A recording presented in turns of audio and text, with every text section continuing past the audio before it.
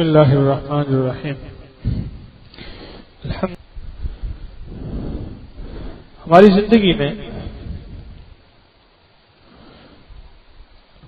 اللہ جل شانہ نے جو رزق دیا ہے، رزق روحانی یا جسمانی، اس میں اوروں کا بھی حصہ ہے، اکیلا ہمارا نہیں ہے. رزق جسمانی میں بھی دوسروں کا حصہ ہے اور رزق روحانی میں بھی دوسروں کا حصہ ہے. اللہ کی مخلوق کا، وہ بے زبان مخلوق ہے یا زبان والی مخلوق ہے، دوسروں کا حصہ ہے اس میں، اور واقعی ہے. ہم یہ اگر رزق تنہا کھا گئے اور حصے داروں کو حصہ نہ دیا، خطرہ ہے یا چھین نہ جائے یا کم نہ ہو جائے. ان دونوں میں سے ایک کا خطرہ ہے. حصے داروں کو اگر ہم نے حصہ نہ دیا، جن کا ہمارے رزق میں حصہ ہے، میں رزق روحانی بھی کہہ رہا ہوں، میں رزق جسمانی بھی کہہ رہا ہوں، دونوں رزق کہہ رہا ہوں. جن لوگوں کا ہمارے رزق میں حصہ ہے وہ کون لوگ ہیں؟ سب سے پہلے وہ لوگ ہمارے قریبی عزیز ہیں. قریبی عزیزوں کا ہمارے روحانی رزق میں حصہ ہے، ہماری تسبیح میں حصہ ہے، ہماری نوافل میں حصہ ہے. فرض کے علاوہ، فرائض کے علاوہ جتنی بھی ہماری عبادات ہیں، ان سب عبادات میں ان کا حصہ ہے. ہمارے صدقے میں، ہماری خیرات میں، ہمارے اموال میں، اور ہماری دعاؤں میں، اور ہمارے استغفار میں، اور ہماری ندامت اور ہمارے آنسو میں ان لوگوں کا حصہ ہے جو ہمارے عزیز ہیں. ہمارے عزیز کون ہیں؟ ہماری عزیز جو ماں باپ، بہن بھائی یا قریبی رشتہ دار، موجودہ جو پہلے فوت ہو گئے، وہ ان کا حصہ ہے. اگر ہم نے دعاؤں میں ان کا حصہ نہ دیا، وہ اس کے طلبگار رہیں گے. ہم نے مال میں ان کا حصہ نہ دیا، شاید ہمارا مال کم ہو جائے یا قیامت کے دن وہ اللہ سے مواخذہ کریں کہ مولا اس سے ہمارا حق دلائیں. ہمارے مالوں میں ان کا حصہ ہے اور ہماری دعاؤں میں ان کا حصہ ہے. حضرت امام احمد بن حنبل رحمۃ اللہ علیہ کے دور میں طاعون پھیلا تو وہ روزانہ قبرستان میں جاتے تھے اور کہتے تھے السلام علیکم یا اہل القبور یغفر اللہ لنا ولکم وانتم سلفنا ونحن بالعصر. دعا پڑھ کے آ جاتے تھے. ایک دفعہ نہ گئے، دیکھا کہ میرے گھر کے قریب ایک بہت بڑا مجمع ہے اور وہ آیا ہے. تم کون ہو؟ کہا ہم وہ قبرستان والے ہیں، ہم روز آپ کی دعا کی توقع رکھتے ہیں اور روز آپ کی دعاؤں کا انتظار کرتے ہیں. آج آپ ہمارے پاس نہیں آئے، ہم سارے مل کے آئیں، ہم سارے مل کے آپ کے پاس آئے ہیں. جب آپ ہمارے پاس آتے ہیں ہمیں بہت راحت ملتی ہے. ہماری دعاؤں میں ان کا حصہ ہے. آخر انہیں اس دعا سے ملتا ہے تو السلام علیکم یا اہل القبور والی دعا قبرستان سے گزرتے ہوئے، قبرستان میں جاتے ہوئے ہے. دعاؤں میں ان کا حصہ ہے. یہ بھی اس بات کا حق ہے کہ ہم نے ان کا حق دینا ہے. مومن بہت حساس ہوتا ہے. مومن کسی کا حق نہیں رکھتا، مومن کسی کا حق نہیں روکتا. جب اس دنیا میں موجود ہے ان کا، یا دنیا سے رخصت ہو گئے ان کا حق دیتا ہے. ایک صاحب مجھ سے کہنے لگے میں جب بھی قبرستان میں جاتا ہوں، میرے دادا جو ہیں وہ میرے خواب میں آتے ہیں، اور کہتے ہیں کہ تیری مہربانی. عجیب بات ہے. میں ایک دفعہ ایک خیر کے سفر کے لیے جا رہا تھا. چلتے ہوئے مجھے دودھ پلایا تھا میری والدہ رحمت اللہ علیہ کی سگی ممانی نے. تو میری والدہ محترمہ رحمت اللہ علیہ وہ بیمار ہو گئی تھی، تو میں نے ان کا دودھ پورا نہ پی سکا، تو انہوں نے مجھے دودھ پلایا. تو میں ان کو اماں کہتا تھا. تو میں چلتے ہوئے قبرستان میں گیا، ابھی میرے والدین زندہ تھے، اور میں نے اپنے دادا دادی اور 7 عزیز و اقربا ان کی قبر پہ بھی جا کے میں نے انہیں ہدیہ دیا اعمال کا، اور پھر وہیں سے میں سفر میں چلا گیا. تو جب میں واپس آیا تو میرے ایک قریبی عزیز نے مجھے کہا، خاتون نے، کہ تو یہاں گیا تھا؟ ہاں گیا تھا۔ تو کہ میرے خواب میں آیا اور کہہ رہے میرا بیٹا آیا تھا اور اس کے آنے سے مجھے بہت خوشی ہوئی تھی اور اس نے مجھے بہت بڑا ہدیہ دیا تھا۔ اپنی زندگی میں اتنے نہ گم ہو جائیں اور اتنا نہ ہم زندگی میں مدہوش ہو جائیں کہ ہم اپنے عزیزوں کو، اپنے محسنوں کو، اپنے اساتذہ کو، اپنے مخلصین کو ہم بھول جائیں۔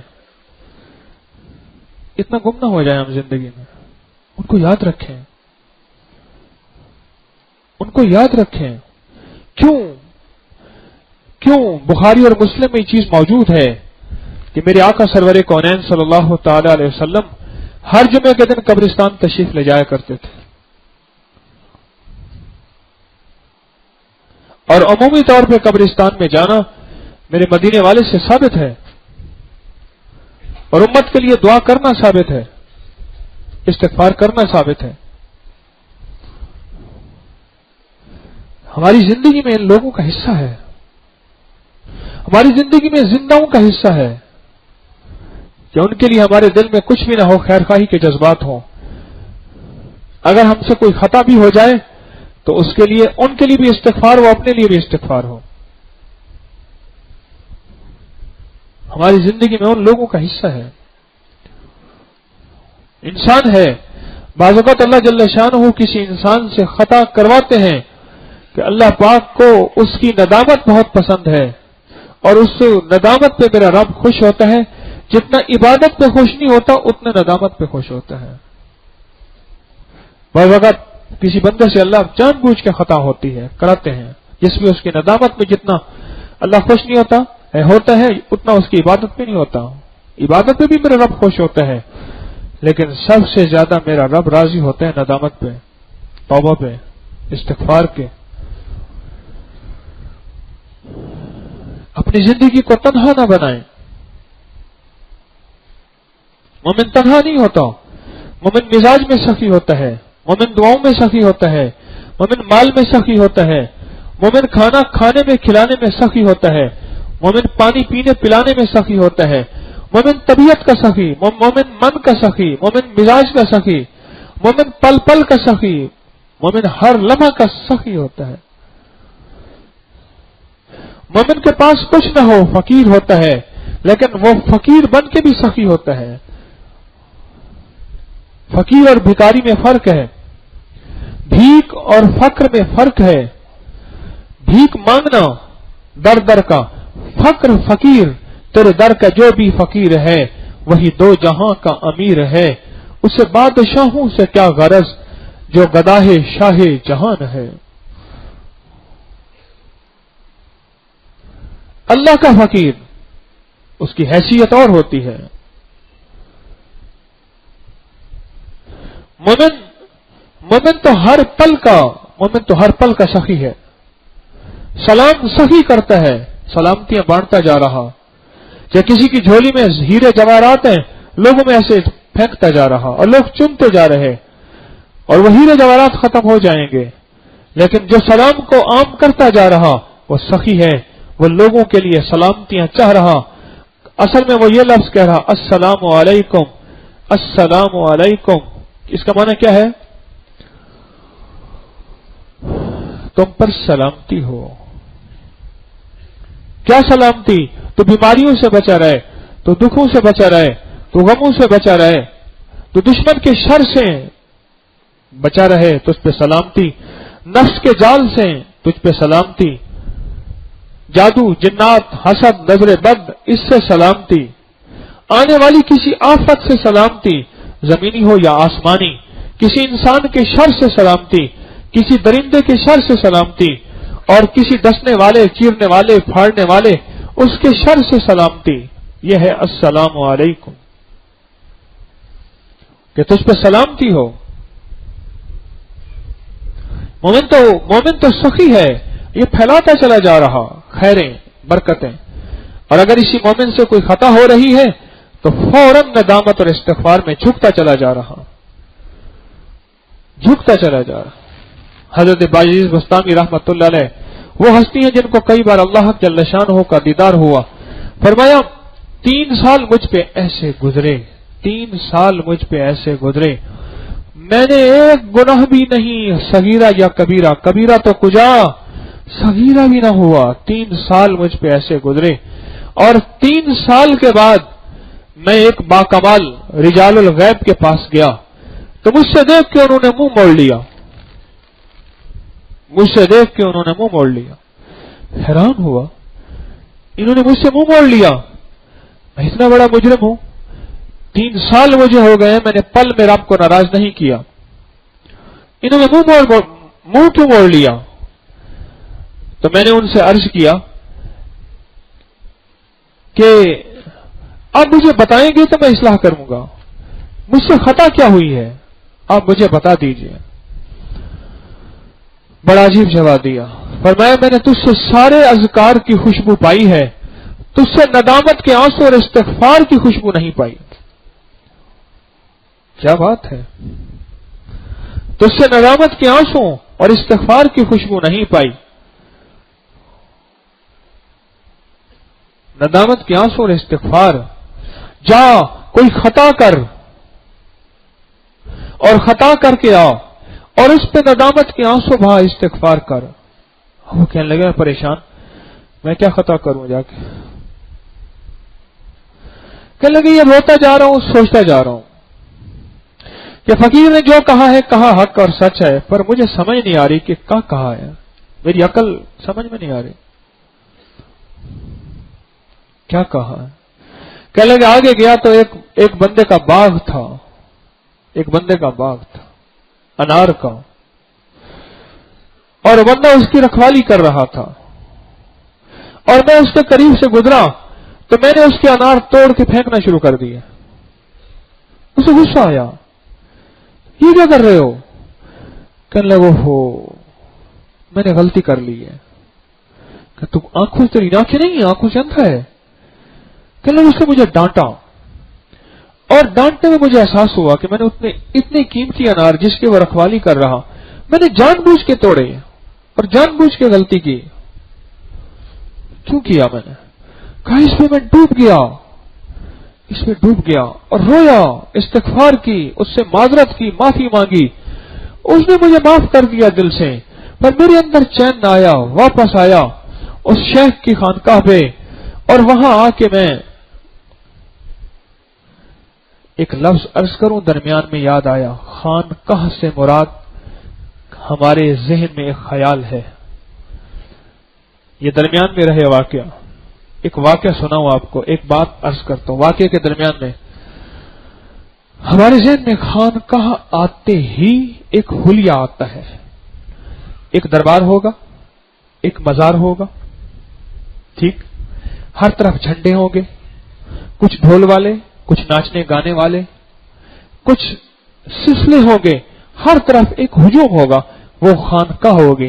سچی بات ہے وہ خانقاہ نہیں ہوتی، وہ کسی دربار ہو سکتی ہے، ہم کسی کا رد نہیں کر رہے، خانقاہ نہیں ہوتے۔ خانقاہ تو ایک جھونپڑی بھی ہوتی ہے جہاں کوئی فقیر، کوئی درویش، کوئی ولی نہیں، مجھ جیسا کسی ولی کا غلام بیٹھ کے لوگوں کو اللہ اللہ سکھائے اور سیکھے، جہاں سیکھنے سکھانے کا سلسلہ ہو اسے کیا کہتے ہیں؟ خانقاہ۔ آج یہ ذرا اپنی معلومات کی میں بھی اصلاح کر لوں، آپ بھی کر لیں۔ خانقاہ، اور اس کے معنی میں بھی کبھی ڈوبیے گا، اس کا معنی کیا ہے؟ خانقاہ کا معنی کیا ہے؟ تو خانقاہ اس جگہ کو کہتے ہیں جہاں سیکھنا سکھانا ہو، جیسے میں سیکھ بھی رہا ہوں آپ کو سکھا بھی رہا ہوں، یہ خانقاہ ہے جس کو ہم نے تسبیح خانے کا نام دیا ہوا ہے۔ تو ان شیخ کی خانقاہ میں پہنچے، ان کی خانقاہ میں پہنچے، وہ نہیں تھے، فرمایا 2 راتیں ایک دن مسلسل میں روتا رہا، میری آنکھیں سوج گئیں، نہ میں نے کچھ کھایا نہ پیا، اور 2 راتیں ایک دن کے بعد شیخ تشریف لائے، مجھے دیکھ کے آئے اور مجھے ایک پل میں گلے لگایا اور گلے لگا کے کہنے لگے ہاں ندامت کی بو آئی ہے، ندامت کی خوشبو آئی ہے، اور پھر فرمانے لگے یہ ہائے ہائے کیا عجیب بات سننے کی ہے، فرمانے لگے شیطان کے پاس ساری خوشبوئیں تھیں، ندامت کی خوشبو نہیں تھی۔ عبادت کی خوشبو تھی، علم کی خوشبو تھی، معرفت کی خوشبو تھی یا نہیں تھی؟ ساری خوشبوئیں تھیں، پر شیطان کے پاس کوئی بات نہیں، اگر اڑ گیا ہے، غلطی ہو بھی گئی ہے، پاؤں پر جاتا ہوں، معاف کر دے، میں سجدہ کر لیتا ہوں، سرکار آپ جیسا حکم ہو، جیسے سائیں آپ کا حکم ہے میں ویسے کر لیتا ہوں، اڑ گیا ہوں، ندامت نہ ہے۔ اور یہی خطا آدم سے بھی ہوئی، آدم سے بھی کوئی خطا ہو گئی، اللہ جل شانہ تکوینی خطا تھی، جان بوجھ کے کرائی گئی، پر خطا ہوئی، آدم ندامت پہ آ گئے۔ اور یہی خطا شیطان سے بھی ہوئی، ابلیس سے بھی ہوئی، پر وہ ندامت پہ نہیں آیا۔ تو شیخ نے گلے لگایا، ہاں ماشاءاللہ اب ندامت کی بو آ رہی ہے، ندامت کی بو آ رہی ہے۔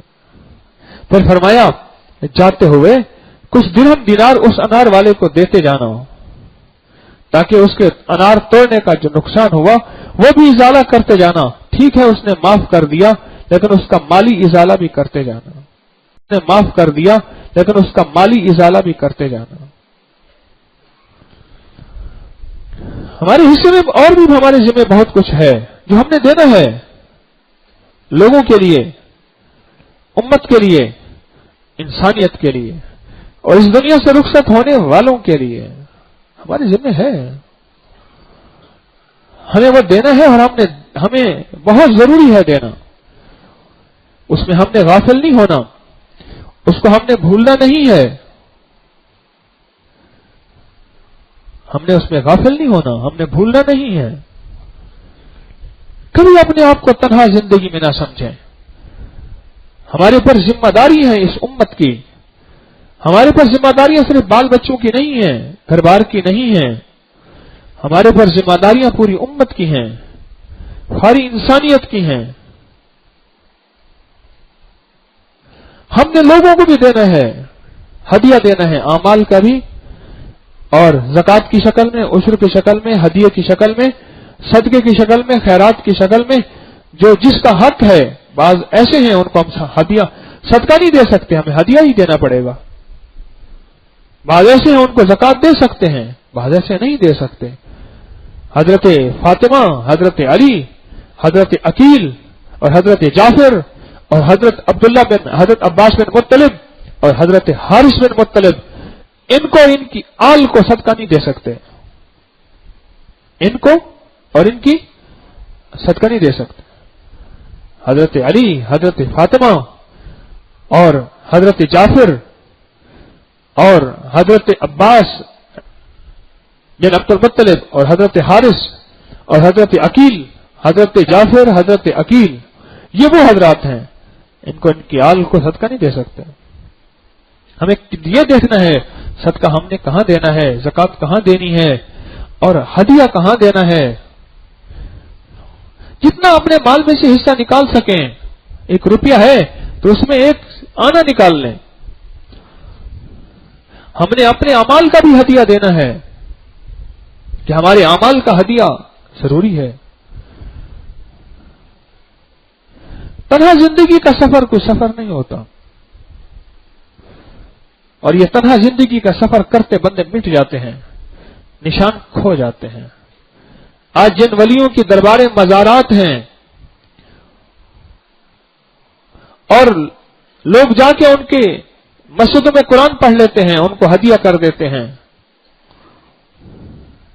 کبھی جو ہے، کبھی مزارات پہ جانے کے آداب بھی ہم سیکھ لیں، کہ وہاں جا کے ہم نے کرنا کیا ہے۔ مجھے ایک بندہ کہنے لگا فلاں مزار پہ جاؤں، میں نے کہا نہ جا، میں نے کہا سال کے بعد آنا پھر اجازت دوں گا۔ پھر سال کے بعد آیا، میں نے کہا نا ابھی نہ جا، بس تو اپنی مسجد میں جا، ابھی نہ جا۔ फिर मेरे पास आया, कहने लगा अब जाऊं? मैं कहना अभी तो मस्जिद में जा। कोई मेरे ख्याल में 3 या 4 साल के बाद फिर मैंने कहा तो वहां जा, और जाके कहेगा क्या और करेगा क्या? तू जा और उन्हें जाके हदिया दे आ, कलमे का या अमाल का, और उनके हक में दुआए खैर करके आ जा। उनके हक में दुआए खैर करके आ जा।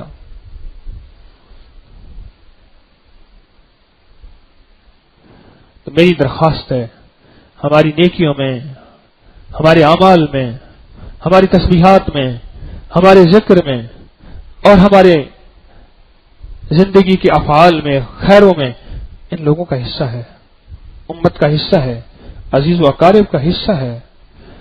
कब्रिस्तान में जिंदगी की तरतीब बनाएं, जाया करें, कब्रिस्तान जाया करें, सुन्नत समझ के जाया करें और सुन्नत तरीके से जाया करें। ये किसी आलिम से पूछें कि मैं कब्रिस्तान किस तरीके से जाऊं, पूछें, जैसे लोग कर रहे मैं भी वैसा करना शुरू कर दूं, फिर जिंदगी की तरतीब तो ना हुई। किसी मुस्तनद आलिम से पूछें जो आपके करीब हो कि मैं कब्रिस्तान कैसे जाऊं, वहां जाने के आदाब क्या हैं। कहीं ऐसा ना हो कब्रिस्तान तो जाऊं, कहीं ऐसा ना हो कब्रिस्तान तो जाऊं, ईमान वहां दे के ना आ जाऊं। हां, ईमान तो खुद दे के ना आ जाऊं। मैं इस्लाम बड़ा हसास मजहब है, औरत को मना क्यों किया है?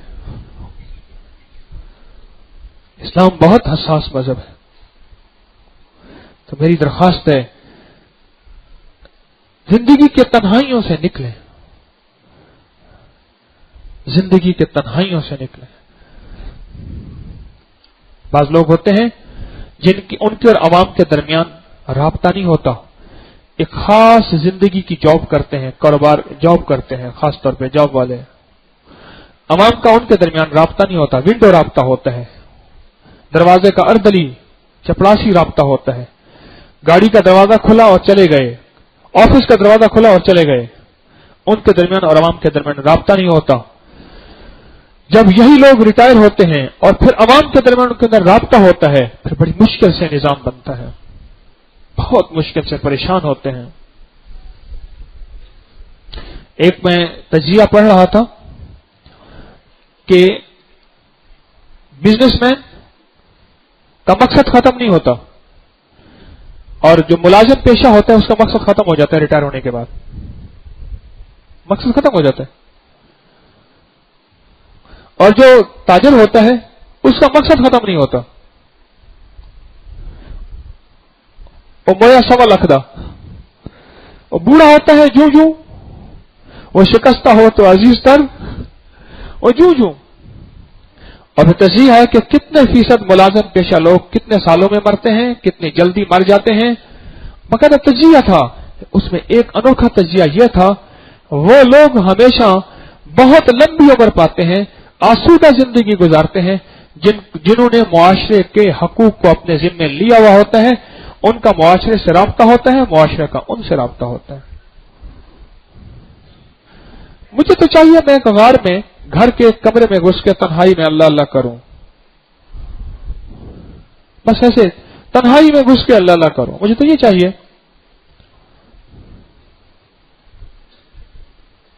मैंने यहां आते ही भंबड़ मचाया, आग लगाई, आते ही 2-4 बंदों को इकट्ठा करके अपना पैगाम सुनाया। पता है किसके लिए? खुद जिंदा रहने के लिए। जागते रहो चौकीदार कहता है, अगला बंदा जाके उसका मुंह पे हाथ दे दे, तो तू हमें, तुझे हम जो देते हैं ये रात के पैसे, इसलिए तो हमें जगाए, अकल नहीं है तुझे? कहते भाई मैंने आपको नहीं कहा, अपने आप को कहा, आपको तो सुलाने के लिए मैं फिर रहा हूं, कोई आपको नुकसान न दे जान माल का, इज्जत आबरू का।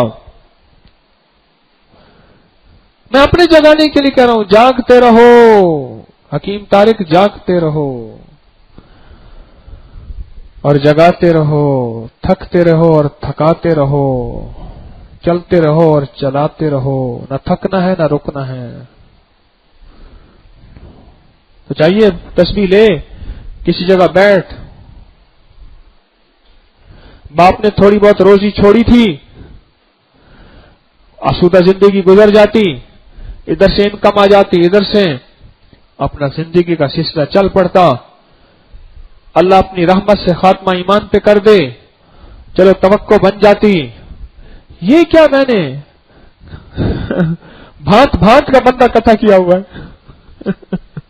کوئی کس زبان، کوئی کس مسلک، کوئی کس مذہب، کوئی کس فرقے کا بندہ، کوئی کس علاقے کا بندہ، میں نے یہ بندے سارے اکٹھے کر لیے۔ آؤ، ہاں بھائی کیا چاہتا ہے، اور مل کے اللہ کو منائے۔ اٹھ بلیا، چل یار منائیے، اور مل کے اللہ کو منائے۔ کہ بھانت بھانت کے بندے اکٹھے کر لیے، کیوں؟ اس لیے کہ میرے ذمے صرف غار کی عبادت نہیں، میرے ذمے پوری امت ہے، پورا عالم ہے، ساری انسانیت ہے، اور ساری انسانیت کے سارے نظام پہ میرا حق ہے، ان لوگوں کا میرے ذمے ہے، مجھے ادا کرنا ہے۔ اور اگر میں آپ حضرات کو خدمت کر رہا، آپ کے لیے پانی، بجلی، رہائش، یہ ٹوٹی پھوٹی جتنی بھی ہے، تو میں آپ پہ احسان نہیں کر رہا، یہ تو میرے ذمے ہے۔ باپ کبھی احسان نہیں جتاتا، یہ میرے ذمے ہے۔ مزدور کبھی احسان نہیں جتاتا، اسے پتا ہے میرے ذمے ہے، میں نے مزدوری لینی ہے۔ اور ویسے بھی میں کمیشن ایجنٹ ہوں، اللہ پاک کے سامنے آپ کو پیش کر دوں گا، کہوں گا مولا کمیشن۔ ہاں، وہ ایک ہمارے ساتھ ہوتا تھا ایک چاولوں والا، چاول، گھی، مسالہ، تو دیہات کے شادیوں والے اس پہ شادیوں کے چاول لینے آتے تھے، اور بڑا باورچی لے کے آتے تھے، اور باورچی آتے ہی ہاتھ میں چٹکی کاٹ لیتا تھا، ایسے ہاتھ ملاتا تھا نا، او جناب حاجی صاحب کیا حال ہے، چٹکی کاٹ لیتا تھا۔ چٹکی سے مراد ہے کہ میرا کمیشن کا خیال کرنا، میرا تو وہ کمیشن ہے، مولا تیرے بندوں کو ٹوٹی پھوٹی تیری توفیق سے میں نے راہیں دکھائی تھی، میرا کمیشن سخی تیرے ہاں تو انصاف چلتا ہے، دنیا میں کمیشن ملتا ہی نہیں ملتا۔ اگر اتنے بندے اکٹھے کر کے لے آؤ۔ ہمارے ہاں ایک استاد ہوتے تھے، وہ کہتے تھے جو ٹیوشن پڑھانے کے لیے 10 لائے گا وہ خود فری پڑھے گا، جو 10 لائے گا، بولا میں اگر 10 لاؤں گا میری جنت فری ہوگی،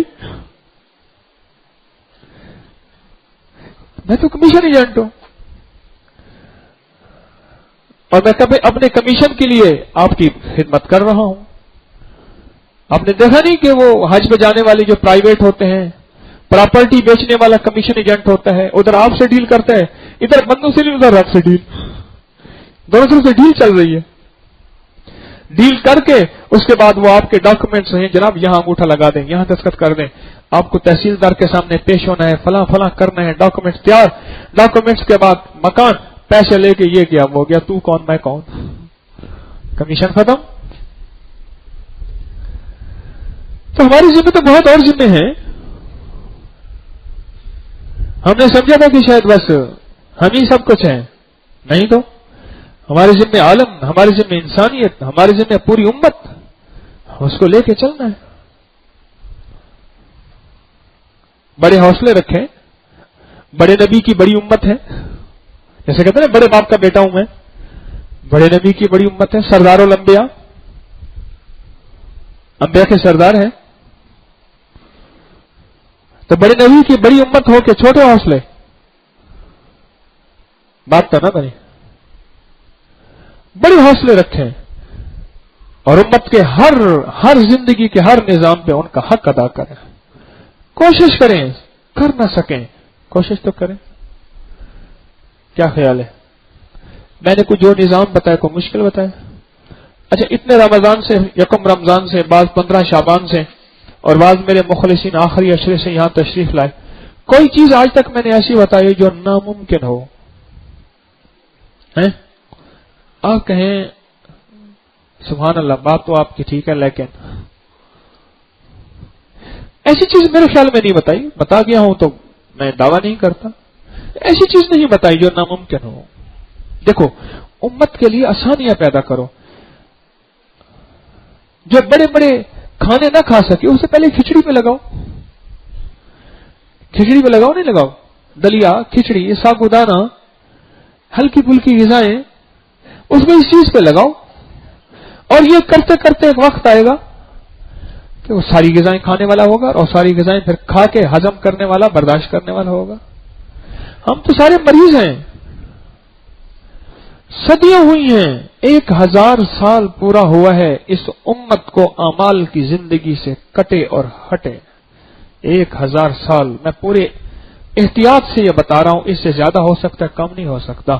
اس امت کو ہٹے اور کٹے ایمان اعمال کی زندگی اور ایک دوسرے کا احساس، اس امت کو 1000 سال سے زیادہ ہو گیا، 1000 سال سے زیادہ عرصہ ہو گیا،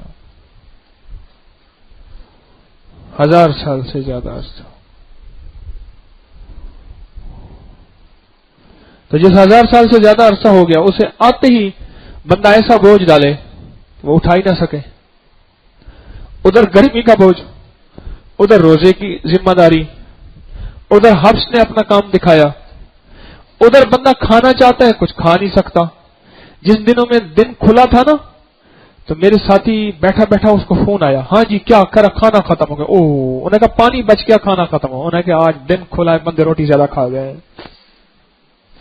دن ذرا 2-3 دن پہلے نا آپ نے دیکھا بڑی ہوائیں چل رہی تھی، ٹھنڈی ٹھنڈی ٹھنڈی ٹھنڈی ہوائیں چل رہی تھی، تو پانی کم پیا گیا، ہمارا املی آلو بخارے کا مشروب بچ گیا، روٹیاں ختم ہو گئی، سالن ختم ہو گیا، مخلوق پڑ گئی۔ اب کون ان کو بچائے؟ واویلا تو بڑے کرتے ہیں لیکن کوئی بچا نہیں سکتا۔ اس نے کہا جی وہ روٹی ختم ہو گئی، فلاں چیز، میں نے کہا فلاں کرو، جلدی کرو جلدی کرو جلدی کرو، اتنا مجمع باقی رہ گیا۔ اچھا، اوہو، ہم نے تو اس کے اندازے سے مطابق پکایا تھا، وہ ختم ہو گیا۔ ہمارے ذمے ہے۔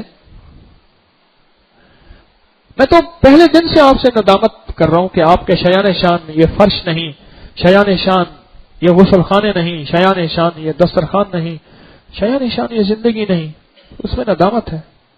کیا کروں؟ اس سے زیادہ وسیع جگہ نہیں ہے، یہ بھی اس کی شان کریمی ہے۔ شہر کے دل میں اتنی جگہ اللہ نے عطا فرمائی، آپ کے تو شایان شان نہیں ہے کوئی چیز۔ آپ مہمان کتنے اونچے ہو، شاہی مہمان ہو، تو شاہی مہمان کا تو اعزاز بھی شاہی ہوتا ہے، اس اعزاز کو پروٹوکول کہتے ہیں، تو شاہی ہوتا ہے۔ تو آج کے بعد ہم تنہا نہیں ہیں، ہمارے ذمہ کچھ حقوق بھی ہیں، کچھ لوگوں کو ہم نے دینا بھی ہے، اور مختلف شکلوں میں دینا ہے، ٹھیک ہے نا؟ آج تاکرات، آج ہمارا ایک عمل چلے گا آیت کریمہ کا، لا الہ الا انت سبحانک انی کنت من الظالمین۔ اس کا مطلب معنی کیا ہے؟ حضرت یونس علیہ السلام نے اللہ پاک سے یہ ندامت کی تھی، استغفار ہے، ساری عبادتیں کی، اس ظالم نے اگر استغفار کر لیتا، ابلیس لعین نہ بنتا۔ یہ استغفار ہے، پہلے اللہ کی عظمت، اللہ کی توحید، اللہ کی وحدانیت، اللہ کا لا شریک ہونا بیان کیا، لا الہ الا اللہ، کائنات میں کوئی ہے ہی نہیں، بس رب کے علاوہ باقی سب مخلوق ہے، بات ہی ختم ہو گئی، 2 لفظوں میں بات ہے، رب کے علاوہ باقی بات، چلو رب کے علاوہ اکثر مخلوق ہے۔ انت سبحانک، تو پاک ہے خطاؤں سے، ندامت سے، غلطیوں سے۔ حضرت رضی اللہ عنہ دور میں مدینہ کی گلی میں ایک شخص پھر رہا تھا، کہتا تھا لوگوں امیر المومنین جا کے کہہ دو میرے پاس وہ ہے جو امیر المومنین کے رب کے پاس نہیں ہے۔ اوئی، اتنا بڑا دعویٰ، میرے پاس وہ ہے جو عمر کے رب کے پاس نہیں ہے۔ لوگ حیران، حضرت عمر سے فرمایا کہ پکڑ کے لے آؤ۔ اللہ، سرکار جلالی بادشاہ تو ترا ہاتھ میں رکھتے تھے، پکڑ کے لے آؤ، اس کو پکڑ کے لے گئے. پھر دربار میں کہہ رہا ہے جاؤ امیر المومنین کو کہہ دو میرے پاس وہ ہے جو امیر المومنین کے رب کے پاس نہیں ہے. کیا ہے تیرے پاس؟ پر میرے پاس ندامت ہے. کیا رب کے پاس ہے؟ میرے پاس آنسو ہیں، میرے پاس توبہ ہے، میرے پاس استغفار ہے. دوسرے لفظوں میں میرے پاس نیاز ہے، رب کے پاس ہمیشہ ناز ہے. نیاز سارا میرے پاس ہے.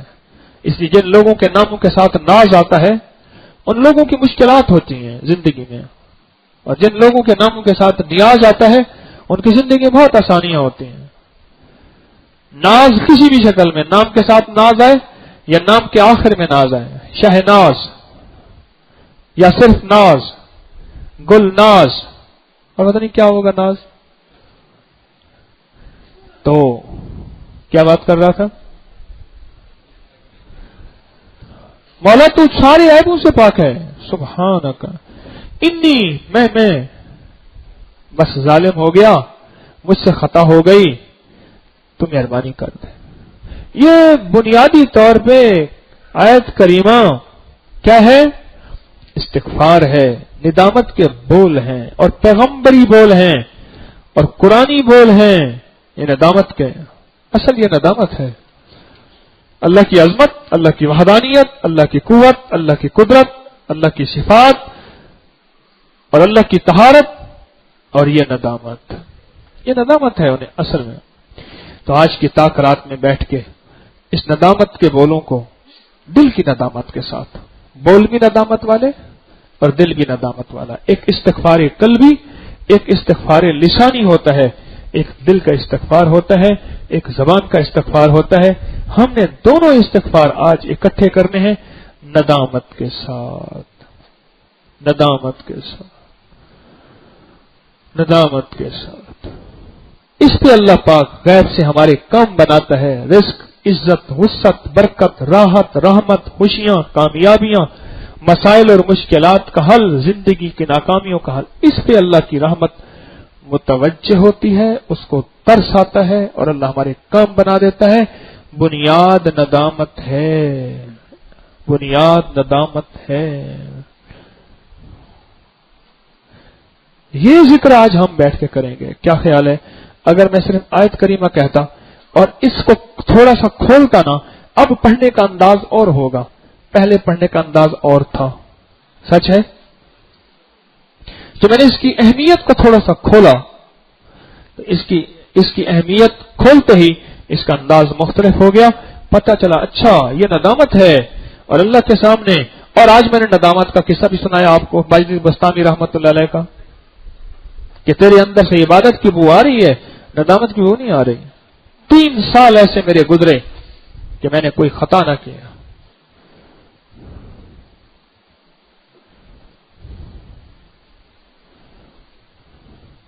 تو کیا خیال ہے بیٹھ کے پڑھیں؟ کچھ وقفہ دے شروع کر دیں یا ابھی شروع کر دیں؟ آپ حضرات جیسے کہیں.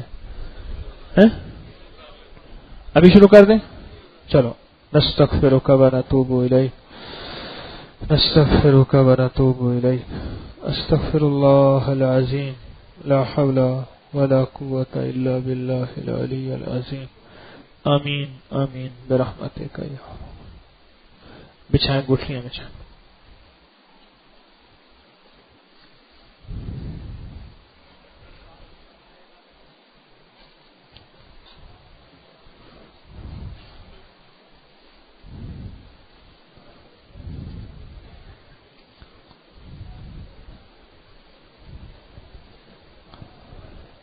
جن حضرات نے وضو تازہ کرنا ہے ان کی اجازت ہے وضو کر لیجئے، عمل میں شامل ہو جائیں. جزاک اللہ.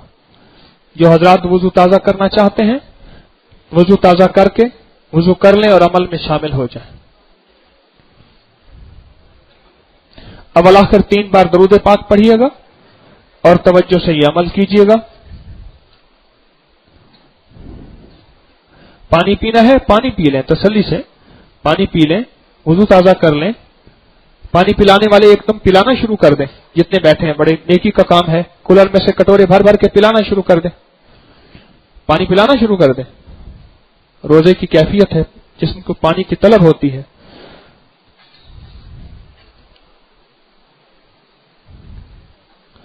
فوراً پانی بھر بھر کے پلانا شروع کر دیں. جزاک اللہ. ہاں جی، فوراً پانی پئیں. جزاک اللہ. پانی پی لیں. وضو کرنا ہے وضو کر لیں، پانی پئیں، تسلی سے پئیں. انشاءاللہ چند لمحے ٹھہر کے ہم عمل شروع کر لیتے ہیں تاکہ آپ ذرا تھوڑا سا فریش ہو جائیں. بس گھٹلیوں کا زیادہ اوپر ڈھیر نہ لگائیں، جتنی ضرورت ہو اتنی بچھائیں.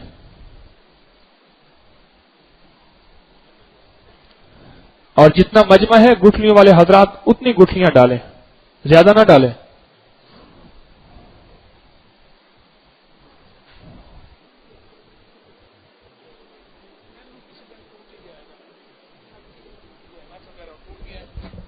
اگر مجھ پہ اعتماد کریں، آپ کو تسلی کے لیے نہیں کہہ رہا.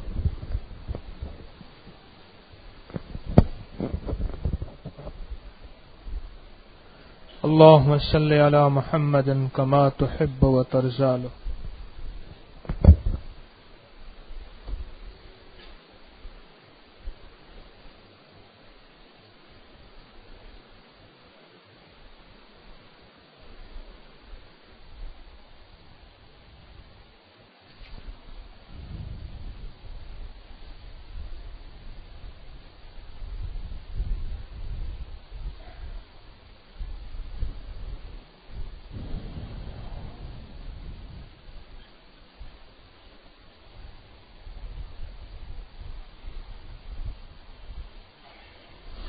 اللهم صل على محمد كما